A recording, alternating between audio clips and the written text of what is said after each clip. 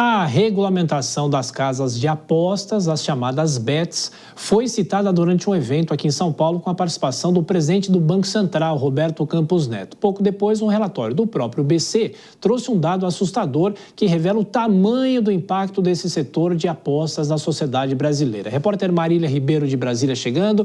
Que dado é esse e o que disse o presidente do Banco Central? Boa noite, bom trabalho, Marília. Oi, Thiago, muito obrigada. Boa noite a você, todo mundo que está acompanhando a gente aqui no Jornal Jovem Pan.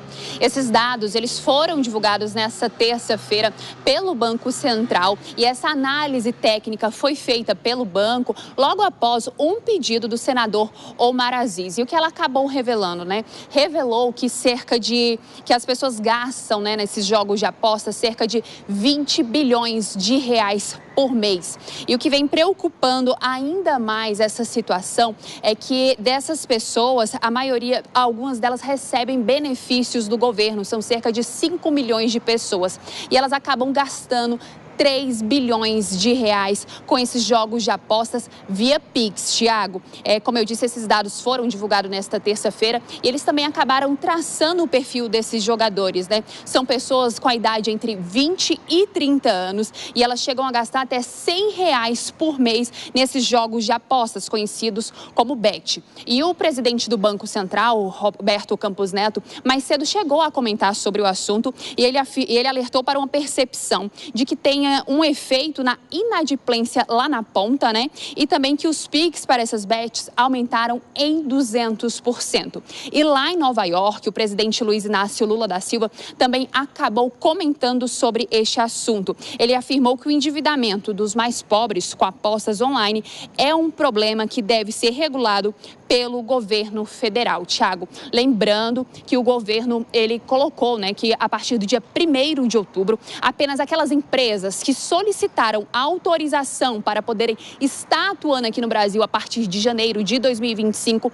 elas vão poder operar com esses jogos online. São cerca de 113 empresas que pediram essa solicitação, então apenas elas vão poder operar a partir de outubro. Thiago, o governo também vem trazendo algumas medidas como publicidade e propaganda, e uma delas já vai ao ar agora em outubro e deve trazer a lista dessas 113 empresas que estão autorizadas a poderem fazer essas transações a partir do próximo mês. Já a segunda campanha, ela deve ser feita juntamente com o Ministério da Saúde para poder alertar, né, os malefícios desses jogos de apostas à saúde pública, e também ele deve tratar nessa segunda campanha sobre a questão do endividamento. Já a terceira campanha, Thiago, ela vai vir com aquelas empresas que receberam oficialmente a liberação para poder atuar no Brasil. Não quer dizer que essas 113 empresas que solicitaram essa autorização, elas vão estar ativas a partir de 2025. O governo pretende informar quais serão essas empresas até o final deste ano, Thiago. Bom, então é a regulamentação, janeiro daqui a pouco está aí, em relação a essas empresas de apostas, principalmente apostas esportivas. Bom trabalho, Marília Ribeiro, até mais tarde. Vou chamar o Cristiano Vilela. Ô Vilela, claro que a gente já discutiu muito essa questão das empresas, da regulamentação, o que vai acontecer a partir do ano que vem, mas tem esse ponto social que a Marília traz, muita gente gastando dinheiro com isso, endividamento, e as empresas também preocupadas, os setores da economia preocupados com o consumo, o que isso pode acarretar lá na frente. Como é que o Brasil precisa fazer uma discussão ampla em relação a isso?